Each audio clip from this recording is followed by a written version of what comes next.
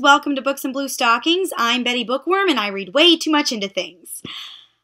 Let's talk about lesbians! The relationship between Idgie Threadgood and Ruth Jameson has been subject for speculation amongst the story's fan base for years. Many people, and I'm certainly one of them, believe that the romantic relationship between the two women could not be more obvious. Though there are those who believe that the two women are just very good friends.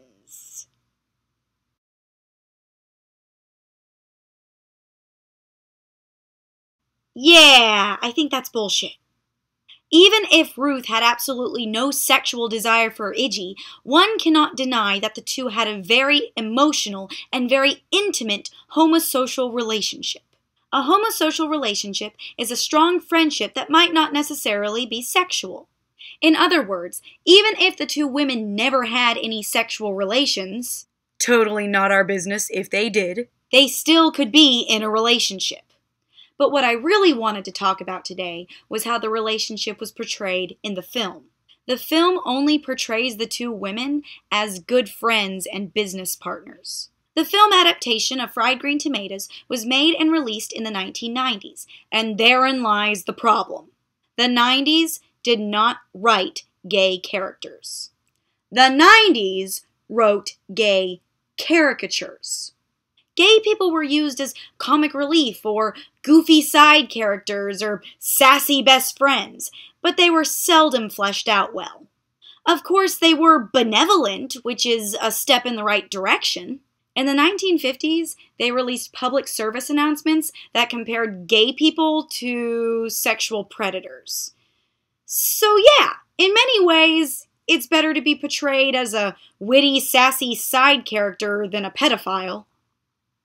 But still, it would have been nice to see an actual relationship between Idgie and Ruth, rather than just a cute little frame-tale friendship.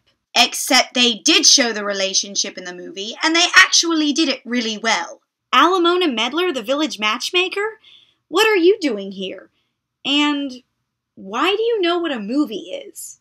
The romantic relationship between Ruth and Idgie is subtly expressed in many scenes throughout the entire film. I still can't believe that you know what a movie is. I mean, you're from the 1500s. Really? You are just now questioning the logic in this convoluted web series? It's not convoluted. Though there are no physically romantic or sexual scenes in this film, that does not necessarily mean that there are no emotionally intense or intimate scenes. In one scene, the two women are swimming in their undergarments, quite scandalous, while heavily intoxicated. Ruth leans over to Idgie and kisses her cheek. In another scene, Idgie collects honey straight from a beehive and gives it to Ruth. Some could interpret this to be a token of love and affection. Idgie defends Ruth's honor by threatening to kill Frank Bennett if he ever hurts her again. Ruth pledges her love for Idgie while testifying in court. And there has been speculation that the food fight between the two women was representative of lovemaking. So just because there were no overtly sexual scenes in the movie doesn't mean they downplayed the romance. If anything, I think the innocence and the carefree nature makes the story even more charming. Huh. I never thought of it that way. I guess I'm just so used to seeing the sexual nature of relationships portrayed in film that I never took time to appreciate a more simple and intimate nature. Sometimes love can be as simple as giving someone a jar of honey. By the way, Bookworm, I wanted to give this to you. Aww. A half-empty honey bear. Thank you, Paquetta. This is really nice. Thanks for watching. I'm Betty Bookworm, and I read way too much into things.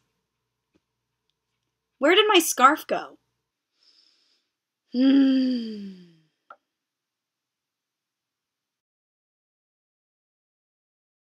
Wouldn't Betty Bookworm and Paquetta the Fairy make such a lovely match? I mean, it's perfect. They even look alike.